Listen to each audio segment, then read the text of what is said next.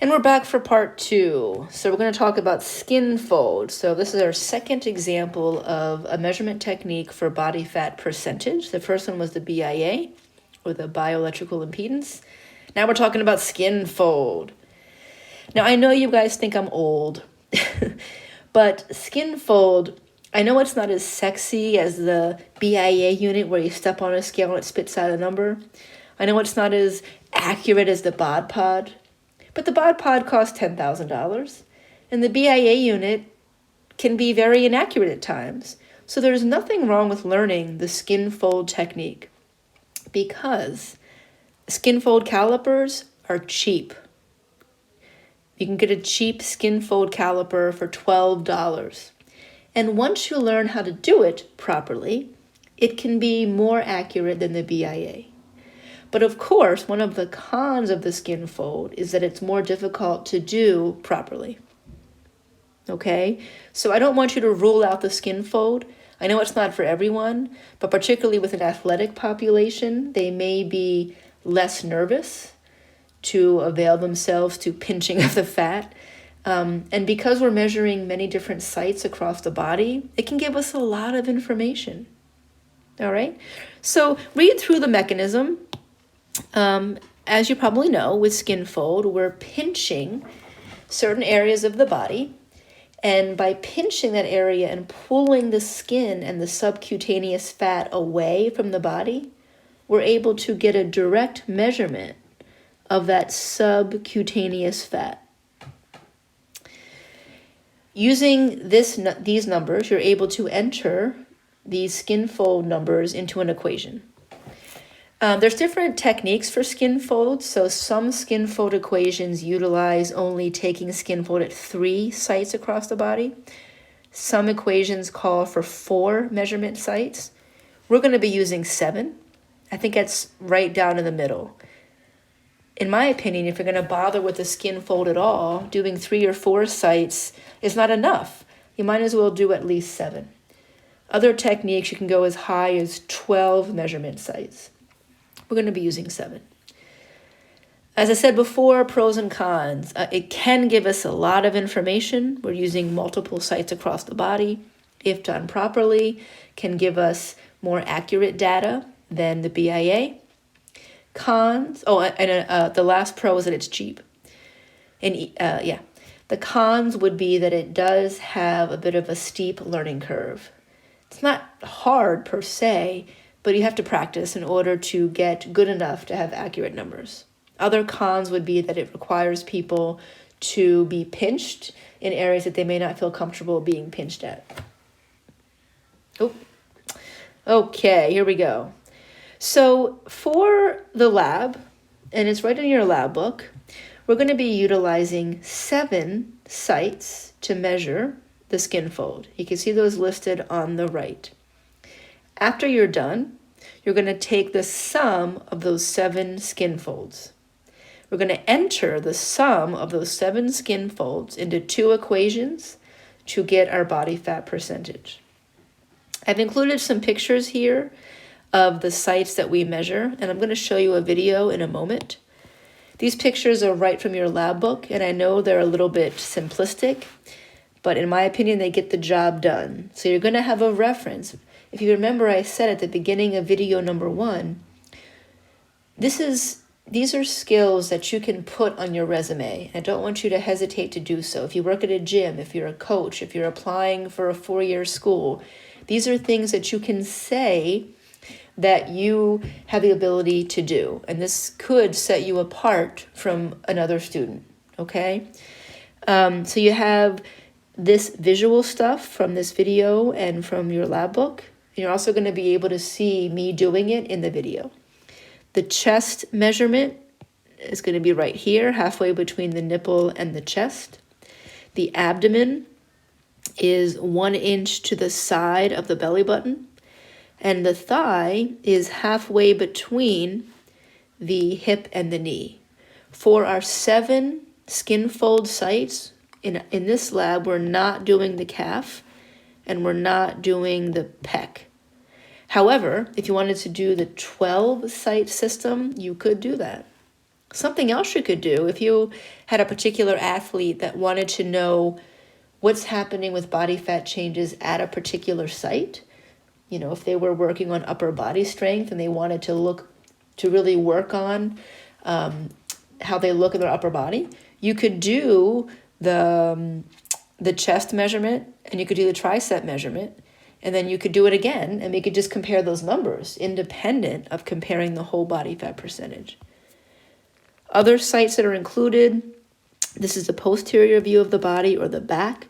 We're gonna be doing a triceps measurement, and then something called a subscapular measurement. The scapula is the shoulder blade, so we're going to be taking a measurement right at the inferior angle because the shoulder blade kind of looks like that, and our measurement is happening right below that inferior angle.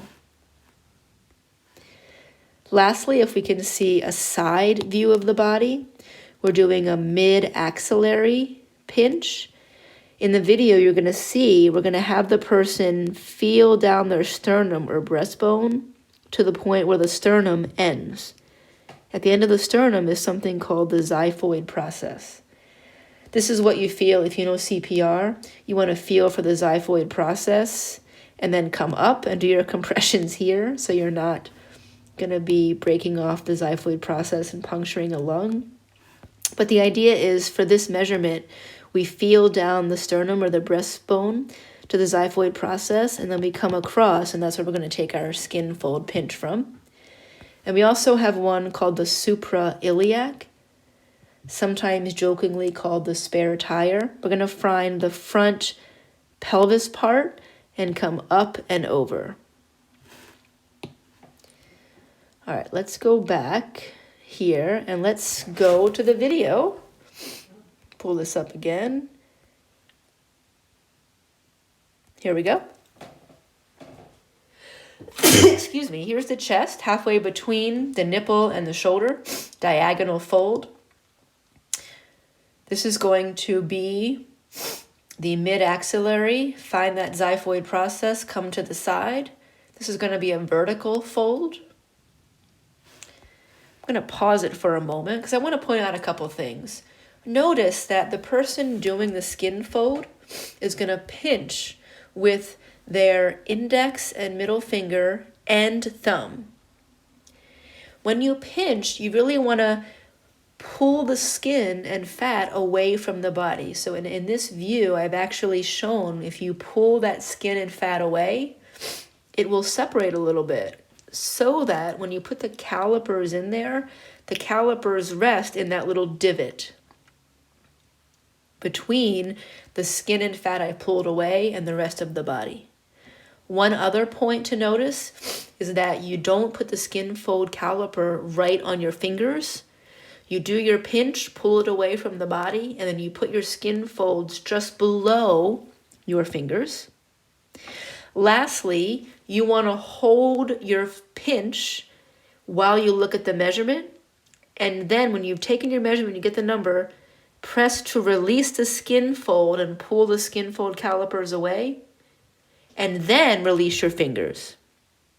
If you pull that caliper away before you release the pinch fingers, you're going to be pinching the skin and they're not going to like you.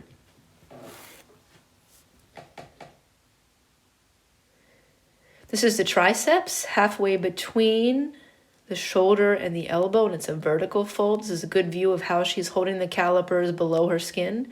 I correct her, actually, you see there, so she holds the pinch while she takes the measure.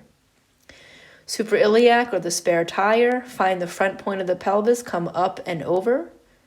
And this is a diagonal fold.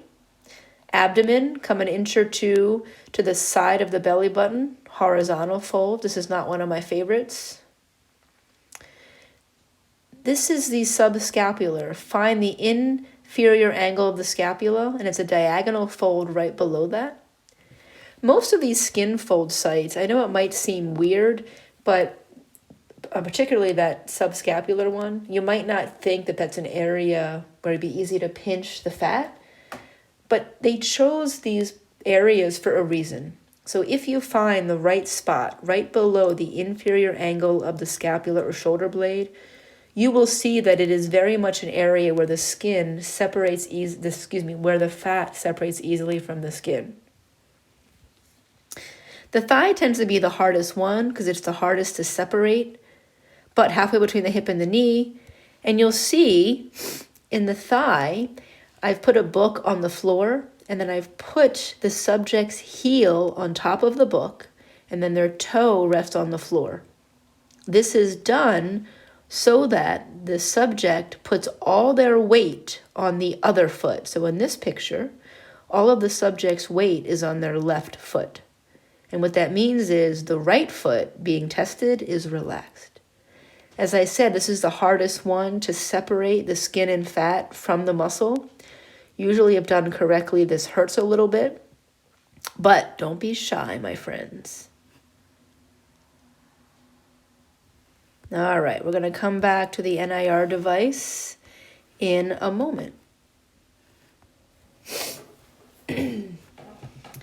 Okay, don't be scared of the skin fold. I know it may seem intimidating, but if you just do a little bit of practice, or even if you do it and you have this video out with you, it can give you a lot of information. And it is a skill that you can have that others may not. Okay, so once you get the sum of your 7 skin fold sites, the first equation you're going to fill out is an equation for body density. And there's an equation for body density for men, and there's an equation for body density for women. Notice there's going to be parentheses where they ask you to fill in the sum of the 7 skin folds.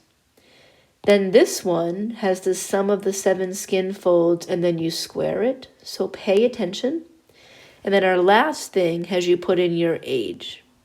So this is an equation that's giving us a lot of information because we're taking into account age, we're taking into account gender, and we're taking into account measurements of body fat over 7 sites of the body. I've done this equation myself. Of course, it's not going to show right now because this is being temperamental, but I'm going to restart this video for part number 3, and then you'll see the equations to help you a little further along. See you for part 3.